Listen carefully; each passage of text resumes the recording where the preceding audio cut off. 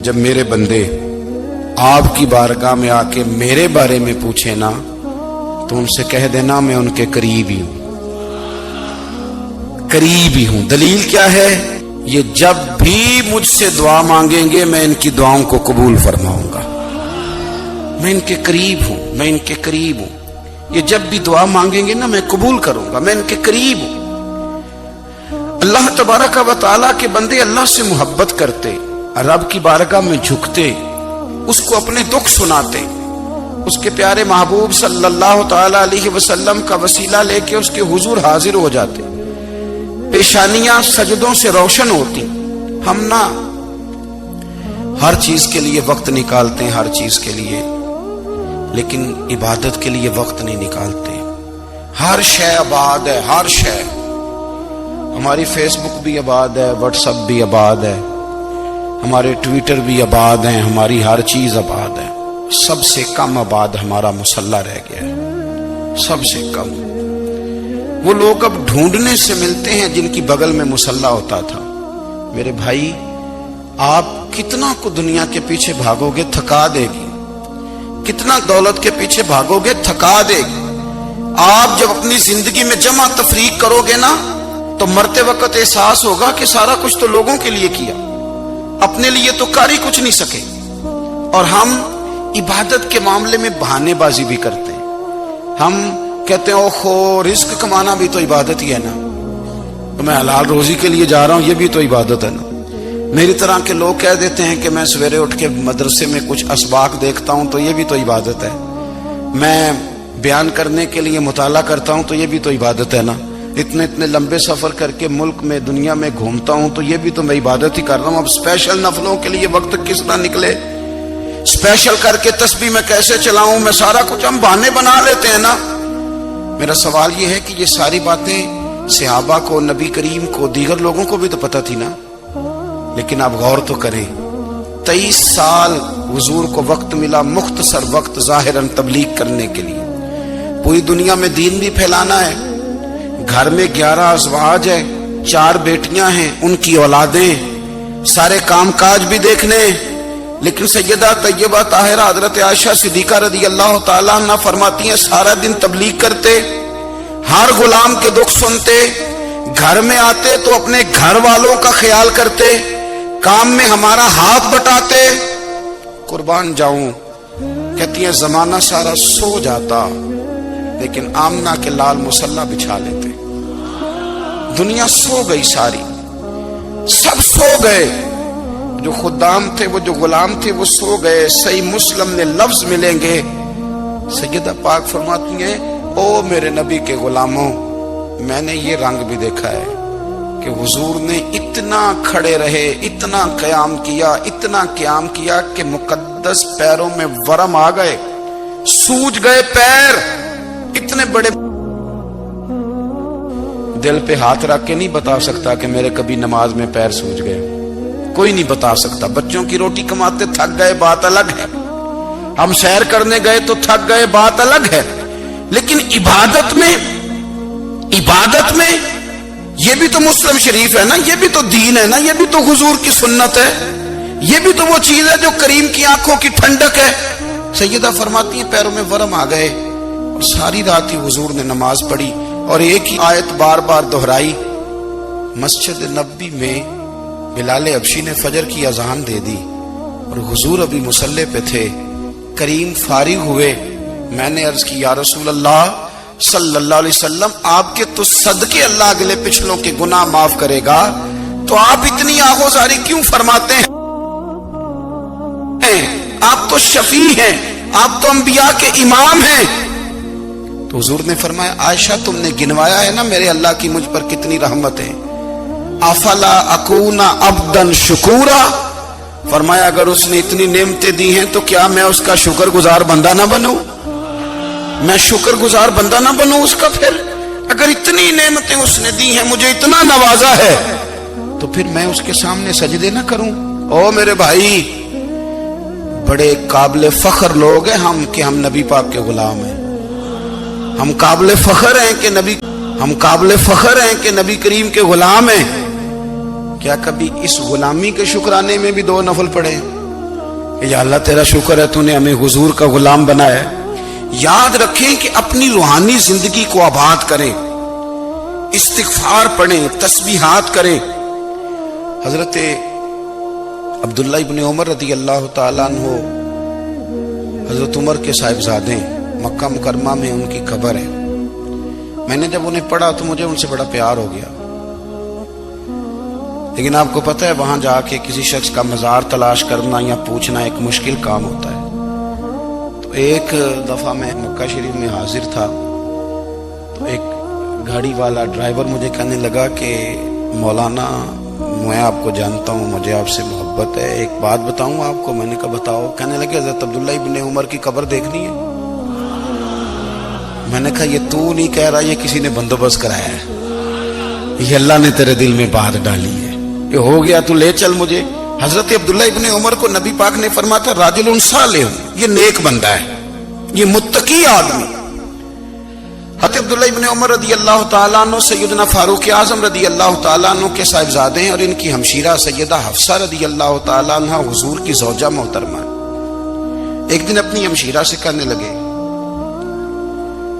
کہ نبی کریم صلی اللہ تعالیٰ علیہ وسلم گھر میں آئے نا، اور اگر حضور غم امت میں پریشان نہ ہوں، طبیعت کو حشاش بشاش دیکھو، تو ذرا پوچھنا تو صحیح حضور کا میرے بارے میں کیا خیال ہے، پوچھنا تو صحیح کہ کریم کی بارگاہ میں میرا کیا مقام ہے، میرے بارے میں حضور کیا فرماتے ہیں۔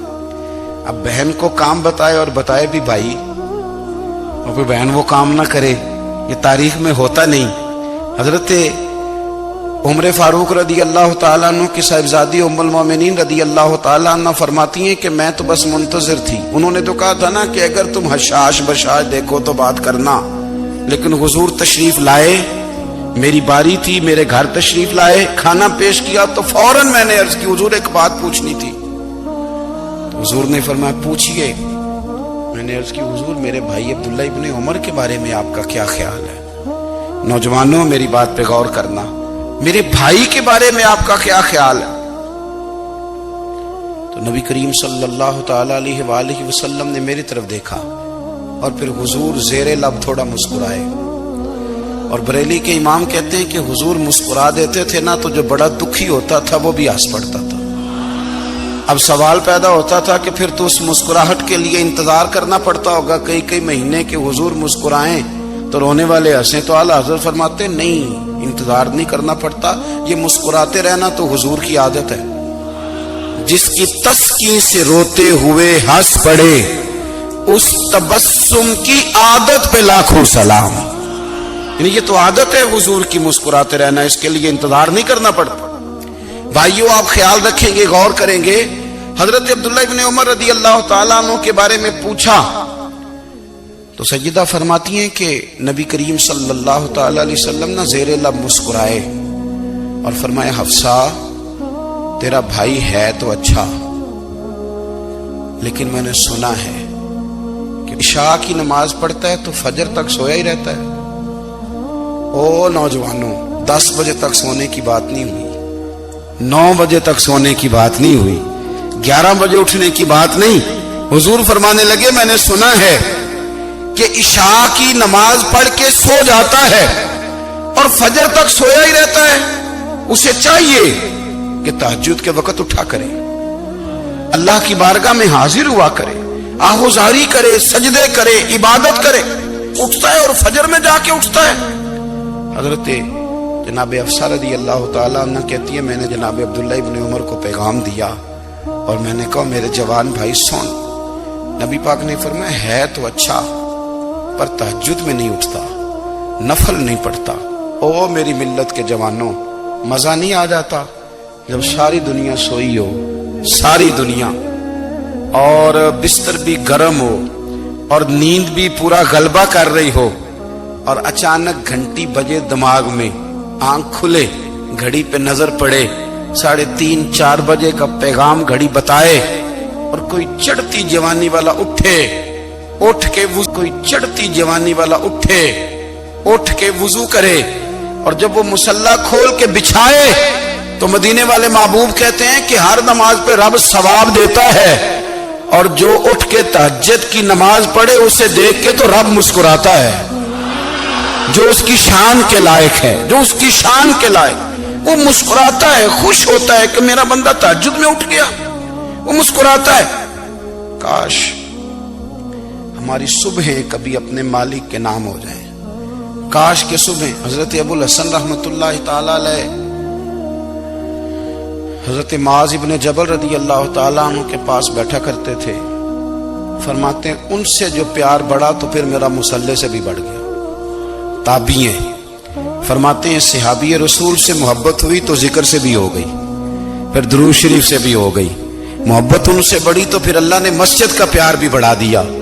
آپ فرماتے ہیں کہ میری ہر وقت طبیعت چاہتی تھی کہ بس اللہ اللہ کروں، بس اللہ اللہ کروں، بس نہ میں ذرا تھوڑی جان چھڑاؤں لوگوں سے، کوئی 10 منٹ ملے تو میں کوئی 4 نفل پڑھ لوں، میں تھوڑا سا نہ بچوں لوگوں سے، اور مجھے تسبیح ملے تو میں نہ کچھ 400-500 دفعہ استغفار پڑھوں، سبحان اللہ، الحمدللہ، اللہ اکبر، لا حول ولا قوت الا باللہ، میں نہ تسبیحات پڑھوں۔ فرماتے ہیں کہ بچے تھے گھر میں 6-7، غربت تھی، کام ملتا کوئی نہیں تھا، اور میں کام چور نہیں تھا، کام ڈھونڈتا تھا، پر اللہ کی قدرت کے کام نہیں ملتا تھا۔ فرماتے ہیں کہ میں نے ایک دن اپنی اہلیہ سے کہا کہ آج میں پھر جاتا ہوں کام ڈھونڈنے، تو میری بیوی بڑی فرما بردار تھی، پر اس دن نہ غربت کے ہاتھوں تنگ آ کے کہنے لگی آج نانا کوئی تو چیز لے کے آیا، تو مجھ سے بچوں کی بھوک نہیں دیکھی جاتی، یہ سب روگاں دا روگ محمد جس دا نام غریبی، کنڈ بلا کے لنگ جاندے نہیں دوست یار قریبی، آج نہ کچھ لے کے آیا تو میں بچے لے کے میکے چلی جاؤں گی۔ شیخ فرماتے ہیں کہ میں بڑا پریشان گھر سے نکلا، پر میں نے صبح سے لے کے زور تک کام ڈھونڈا، کام ملا کوئی نہیں، تو میرے دل میں خیال آیا چلو کام نہیں ملتا تو اللہ اللہ تو کرے نا، چلو بندوں کی مزدوری نہیں ملتی تو رب کریم کی عبادت ہی کرتے ہیں۔ فرماتے ہیں کہ میں نے نا فرات کے پانی سے وضو کیا، نہر کے، شدید دھوپ تھی، ساتھ ریت تھی اور ریت تپ رہی تھی، میں نے اپنا رومال وہیں مصلی کے طور پر بچھا لیا، اور فرماتے ہیں کہ زور سے لے کر عصر تک نماز پڑھی، دھوپ بھی پورے زور پہ، پر میرے سجدے کا ذوق بھی پورے زور پہ۔ فرماتے ہیں سورج بھی چمک رہا ہے اور رب کی عبادت کا ذوق بھی پورے زور پہ، میں سجدہ کروں تو پھر میرا اٹھانے کو جی نہ چاہے۔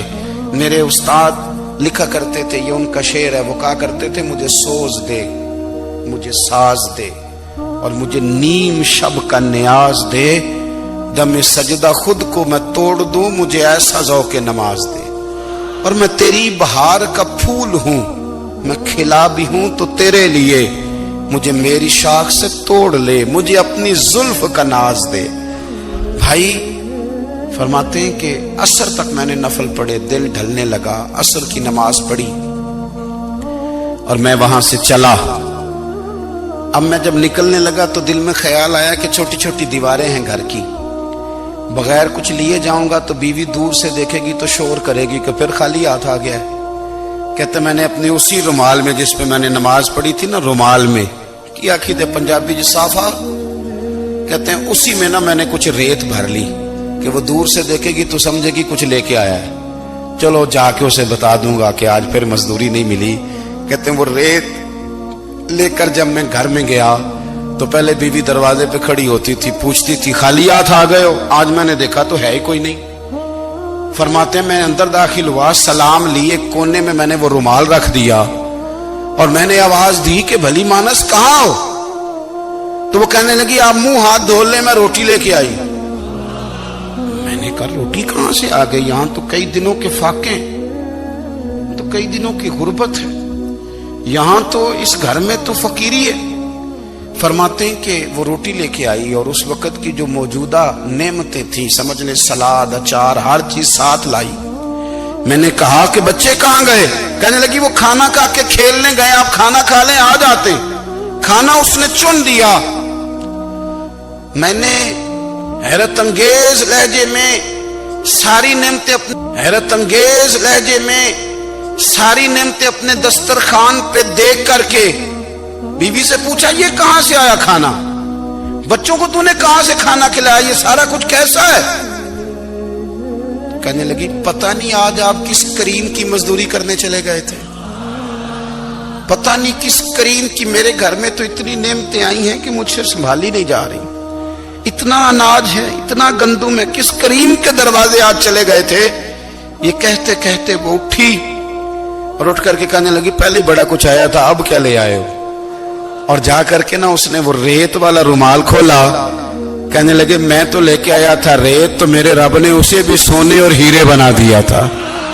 جب آپ کی توجہ اللہ کی جانب، میرے نبی پاک صلی اللہ تعالی علیہ وسلم نے فرمایا ہر چیز اپنے رب سے مانگ، ہر چیز مانگ، ہر چیز مانگ۔ یا رسول اللہ کیا کچھ؟ میرے محبوب نے فرمایا تیرے گھر میں نمک بھی ختم ہو جائے تو وہ بھی اپنے رب سے مانگا کر، تو مانگنا وہ تجھے دے گا، تو اس کی بارگاہ میں کشکول طلب دراز تو کرنا۔ اور ترمذی شریف میں عجیب لفظ ہے، رسول کائنات نے فرمایا، رب کریم فرماتا ہے جب میرا بندہ ہاتھ اٹھاتا ہے نا تو مجھے حیا آتی ہے کہ میں خالی کیسے لوٹا دوں اس کے۔ اتنے بڑے بادشاہ کی بارگاہ میں دعا کی بڑی طاقت ہے۔ میرے نبی پاک نے فرمایا دعا مومن کا ہتھیار ہے، دعا مومن کا، دعا مومن کا۔ حضور نے فرمایا تقدیر کو سوائے دعا کے کوئی چیز نہیں بدل سکتی، دعا مومن کا ہتھیار ہے، یہ کافر کے پاس کوئی نہیں، یہ ہتھیار ہے مومن کا۔ اللہ کرے آپ کو سمجھ آئے، پھر سنیں، کئی بار کہہ چکا ہوں یہ ہتھیار ہے۔ کافر کے مقابلے میں جو تیرے پاس سب سے بڑا ہتھیار ہے وہ دعا ہے۔ دعائیں کرانی چھوڑ دی، کرنی چھوڑ دی، لینی چھوڑ دی۔ حضرت سیدنا انس بن مالک رضی اللہ تعالیٰ عنہ فرمایا کرتے تھے میں نے وہ رنگ دیکھا ہے جب حضور دعا مانگتے تھے اور حضور کی مقدس آنکھوں میں آنسو بھی ساتھ ہی بہا کرتے تھے، میں نے وہ انداز دیکھا ہے۔ بھائی اپنا مصلی کا، عبادت کا، وظائف کا، اللہ اللہ کا سلسلہ اس کو مضبوط کریں، اپنی دعاؤں کے تعلق کو مضبوط کریں۔ دعائیں بڑے انقلاب برپا کر دیتی ہیں۔ ہم تھوڑے تھوڑے نا جب سے خشک ہوئے ہیں نا، خشک، اور میری تو جماعت ہی صوفیاء کی جماعت تھی، ہم تو داتا علی اجمیری کی جماعت سے، ہم تو خواجہ اجمیری کی جماعت سے، ہم تو شیخ احمد فاروق سرہندی کی جماعت سے، ہم تو صوفیاء کی جماعت۔ ہماری جماعت نے بھی وہ تعلق جو ہمارے بزرگوں نے بنایا تھا۔ بزرگ اللہ کے قریب کیسے جاتا ہے؟ تو ہمارے یہاں نا بہت سارے لوگ کہتے ہیں جی نظر ہو گئی تو کام ہو گیا۔ بھائی جو بخاری مسلم میں طریقہ ہے نا اللہ کا قرب پانے کا وہ تو نفل ہے۔ نبی کریم علیہ الصلوۃ والسلام نے فرمایا بندہ نفلوں کے ذریعے رب کے قریب جاتا ہے، اور اتنا قریب جاتا ہے کہ پھر اللہ اس کی زبان بن جاتا ہے، اللہ اس کی آنکھیں بن جاتا ہے، کان بن جاتا ہے، ہاتھ اور پیر بن جاتا ہے۔ تو یہ تو عبادت ہے، یہ تو اللہ کی بارگاہ کی حاضری ہے جو آپ کو اللہ کے قریب کرے گی۔